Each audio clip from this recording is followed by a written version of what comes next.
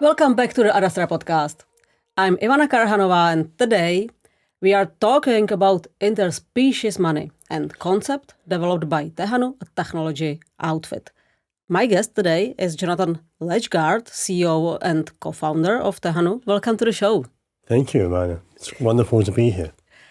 Tehanu's system uses sensors and artificial intelligence to determine the needs of the animals. You have launched a trial with 19 gorillas in Rwanda. Can you introduce a little bit what Tehanu is and the project specifically? Yeah. First of all, we started with 19 mountain gorillas, but we had 3 babies during the course of our trial. So now we have 22 gorillas, which is really... sorry. Yeah, it was taken from your presentation, so...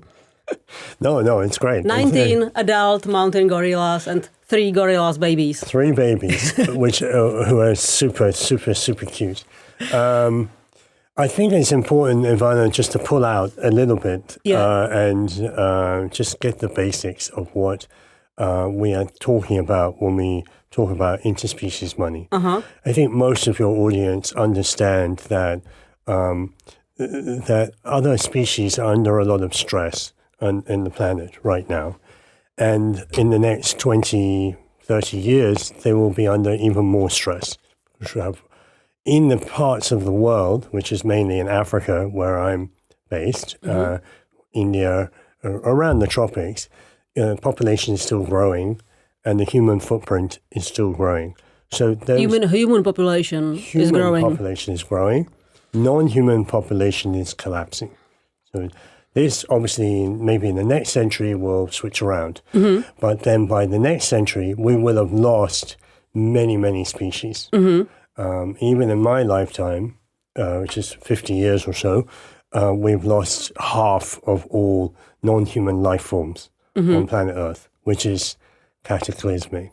And when we think about smaller species, it can be birds or bats, or small animals, that is something that we are looking to address. So we started with a very simple question, which is humans express their interests with money. If we want to have a bottle of wine, we can choose which bottle of wine we want, and if we have more money, we can get a better bottle of wine. This is what humans do. So our simple question is it possible for non-humans to express simple interests with money? Is this a valid point? Or is it only humans, among all the 8 million species on planet Earth, only humans have money and can express their interests? And you expect that the non-human species should be able, or you are testing that now, if they are able to express their needs, like enhancing their well-being or hiring the quality of their life. Yeah, this is our assumption that for some species, in some situations, they can hold a digital identity. Once they have a verified identity, you can attach quite easily a digital wallet to that identity.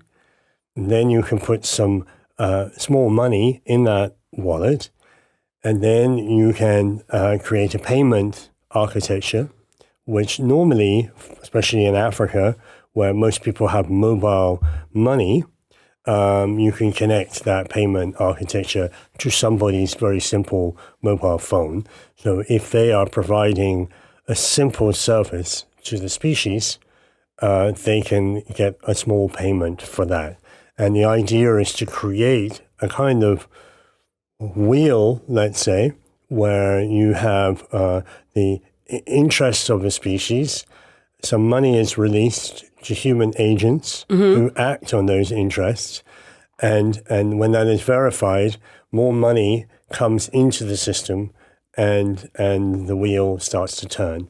And from an AI point of view, the critical piece is how do you determine the interests? Because to be clear, we are not saying, and in our lifetime, I don't think it's possible for other species to directly tell us their interests.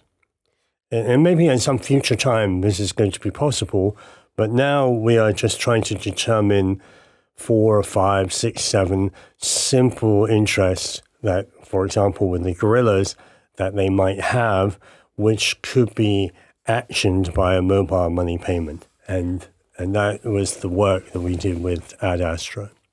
I can imagine what a digital wallet is. I can imagine like the small or micro payments, and I can imagine that the human agents will provide some service to the gorilla regarding to the interest. But what I do not understand is how the money gets to the wallet.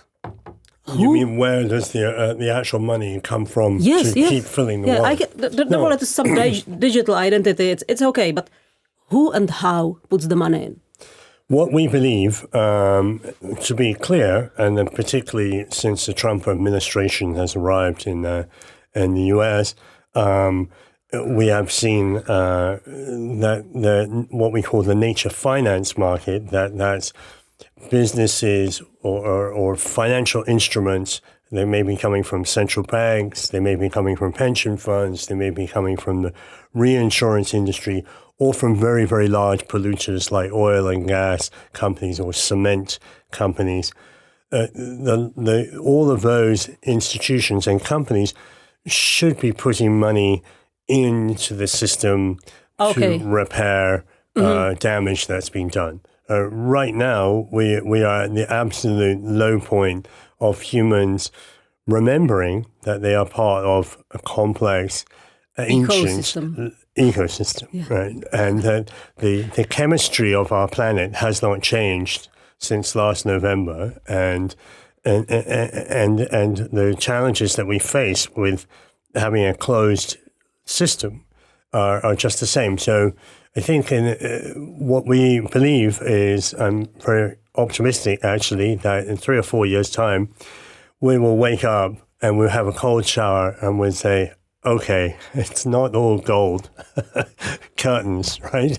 We actually have to grapple with these challenges. We have for our own survival and for the stability of our economy, we actually have to take care of species which are providing services to the planet for free, you know? Okay, so now I can understand where the money comes from and how. The middle part, expressing the interest, how this is done or managed or delivered. Well, I think we have to be honest and say we are at the Sesame Street level right now. What we can do at the beginning, and the reason that we decided to work with mountain gorillas was 2 reasons really. One, because they are like the Tom Cruise of the animal world, so they're just super cool, and people everywhere are interested in gorillas. So if you want to launch an idea like this, of course we would prefer to work with bats or insects. In the long run, those are the species which are doing the most work for us. But, gorillas have this high profile. But the other reason was... Yeah, they have better PR than bats and insects. They have the best PR, yeah. But the other reason is that of all the wild animals, these particular group of mountain gorillas who live on the border of Congo and Uganda and Rwanda, in these tropical rainforests on the volcanoes, they have the most data, the most science of any wild animal anywhere in the world. So we were able to take hundreds of science papers which have been written from all domains of science.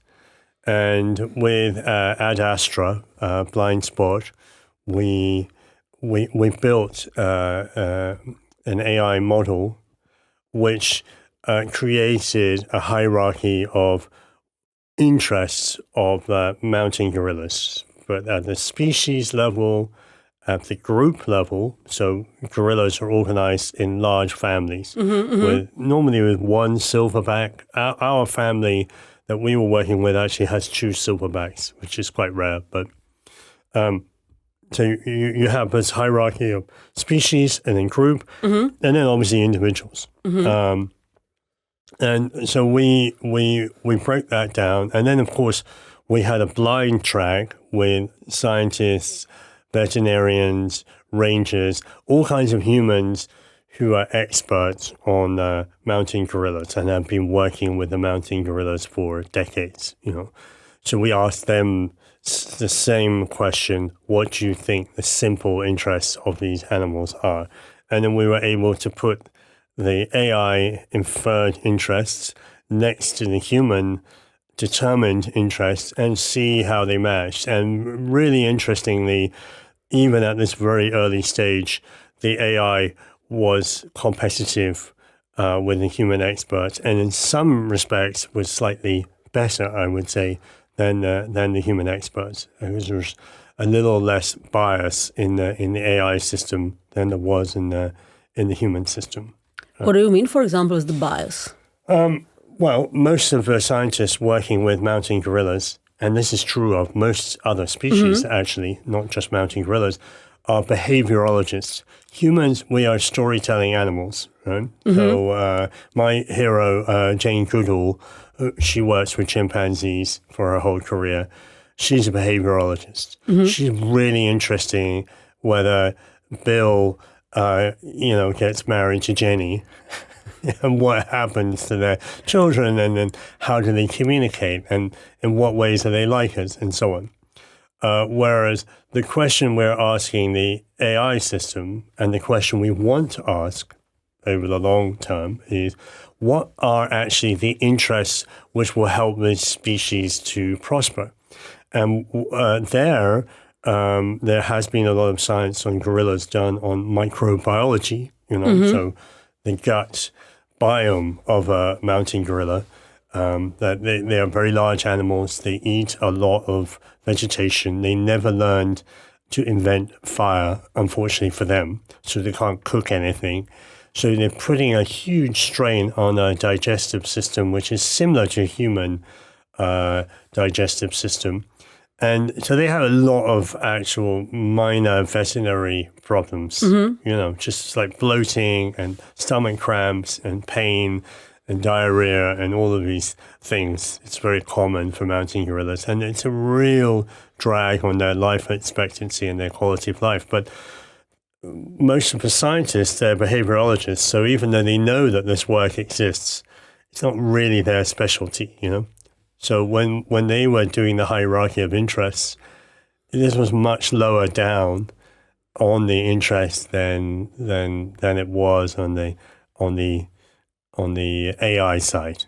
And okay, so what you want to say is that the AI puts or gives like all the papers the same, I don't want to say priority, but something like that. they're just able, the great advantage of artificial intelligence is the ability to ask a very large number of questions which for humans would be too arduous to ask, or they would never ask them, right? They just would never make those connections. And then it's able to pass through that. So I would make a very radical claim, which is that the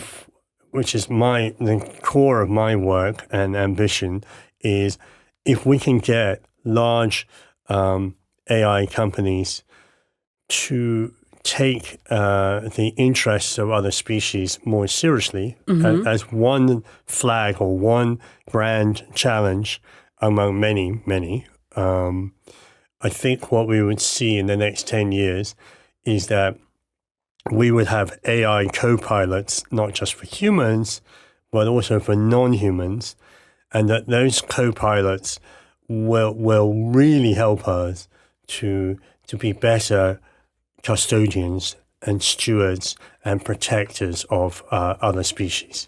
And that might be true even in advanced economies like here in the Czech Republic, that people in the countryside, do we actually know what the interest of a wild boar is in the Czech countryside? I don't think so. I don't think people have thought very seriously about that. Hunters have their interest, but the boar, what is the interest of that animal?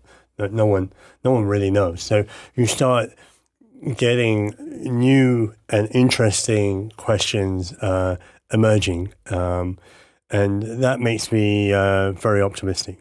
Okay, so now I still need to understand one more part, and this is the very beginning.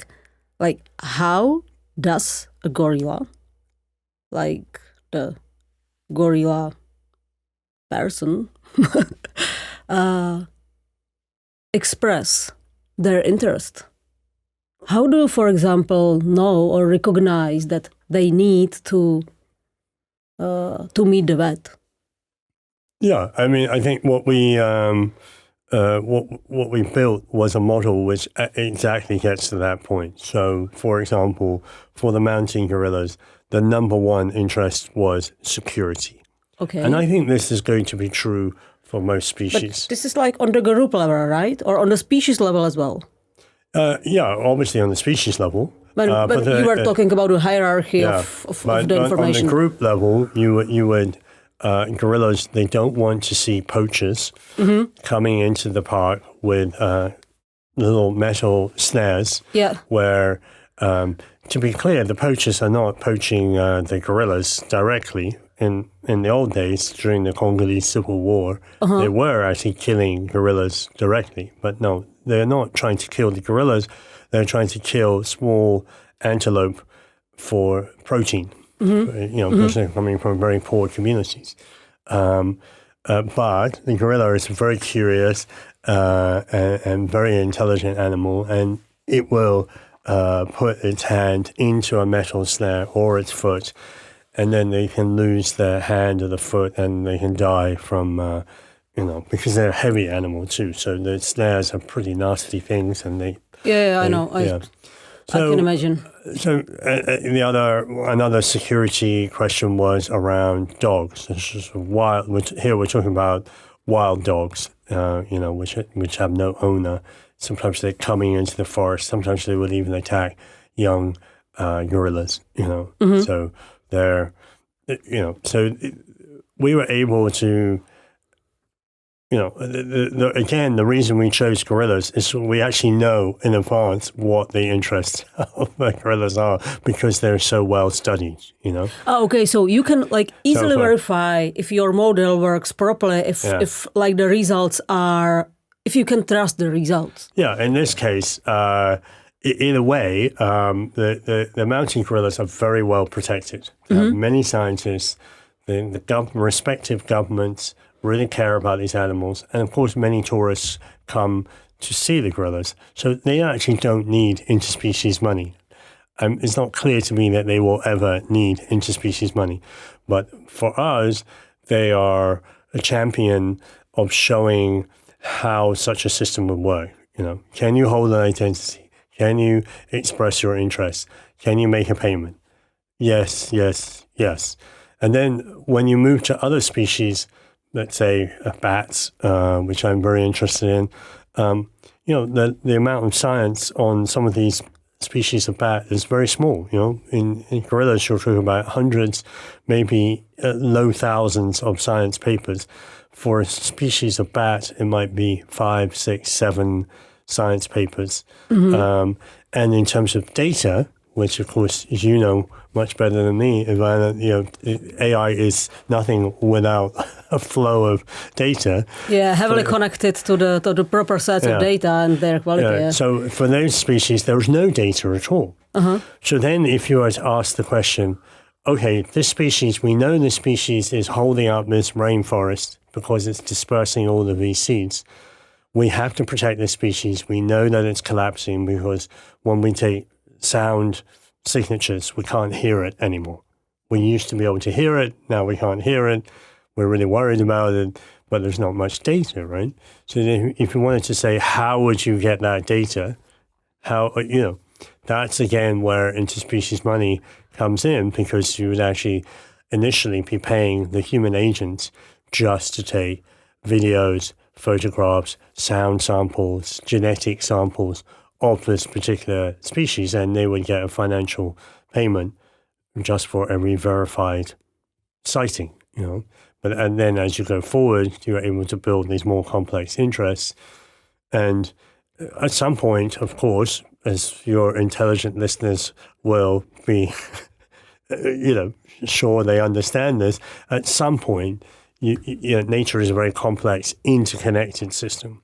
So the interests of one species is going to butt against the interest of another species, But I think that event will happen in the next 20, 30 years. And maybe in some future time, we won't actually need financial incentives for humans to be more protective. But if I understand the whole system or project or the vision of Tehanu correctly, on one hand, you have the enterprises money or large institutions who maybe damage the ecosystem. This is clear.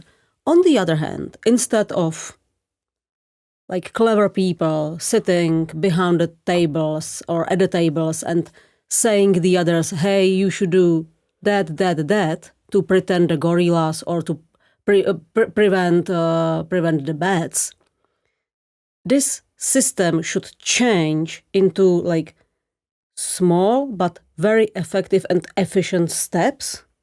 Exactly. Provided by specific individuals at the spot, at the place where those species live.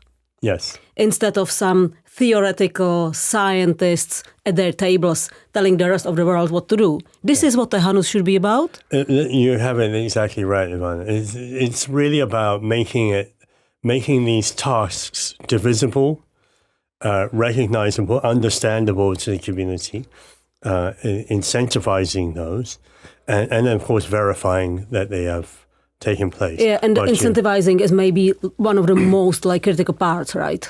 Yeah, I mean, I think in these communities, Tehanu is obviously built out of Africa. It's really thinking about Africa. It's thinking about India and Brazil, other emerging economies. Maybe it has utility in richer countries, but it really, in the African context, where these other species are living, it's always at the end of a road. There is no road. It's just a mud track. You really are in a remote area, and those communities probably have 70, 80% unemployment. And they are living off what they can grow food-wise. So for them, earning a little bit of extra income every month can be quite valuable.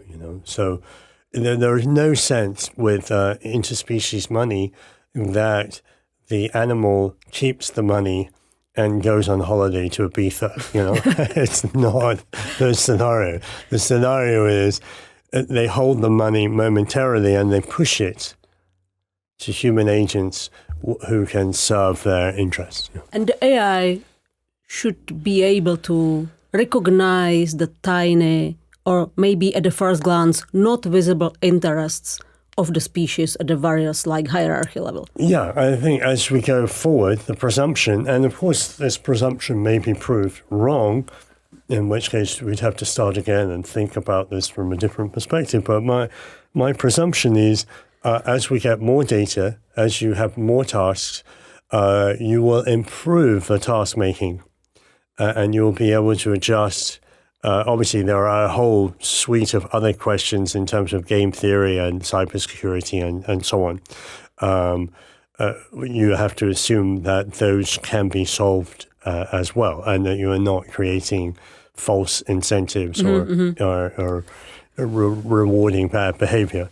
But in the end, what you want to see is a quite flexible digital infrastructure, put down on the natural world in a way that is helping, at least for the next 2 or 3 generations, better cohabitation. What's your vision with Tehanu and all these interspecies money project in I don't know, 10 years? I think what we want to see in 10 years' time is a piece of digital public infrastructure. So we want Digital public, I'm just trying to imagine what does it mean. Digital public but infrastructure. for example, in India, you have the Aadhaar system, which is the government national identity system that has 1.3 billion people registered on it, humans, including the very, very most poor and vagrant in Indian society. They're all registered. People said that was truly impossible, it was never going to happen. And now the Indians have attached a lot of digital services and social services to that. It's like, are your children going to school? Because you're on the system and we can see your children on the system, but we don't see your children in the school. And these are like the untouchables, the poorest in society. So we know that we can build digital public platforms at massive scale. And of course, there's all kinds of for-profit platforms coming out of Silicon Valley and so on. The question is whether non-humans can be included in that as well. You know, will they have a place in because none of us knows, and it's not worth us discussing here whether there will be AGI or what it will look like or when it will happen. But we all know we're on the cusp of a powerful systems of machine intelligence, and it's not fair that other species cannot be able to benefit from that and make their interests known. So what I would like to see is all the major AI companies recognize this as a grand challenge. You know, can we understand other species? Can we understand their interests? Of course, then it's up to humans and the financial markets to act upon those interests. You know. Oh, Jonathan, thank you so much for sharing your insights. It was my pleasure to interview you on this exciting topic, using AI to protect the other species. Thank you so much. And Ivana Karahanová is signing off.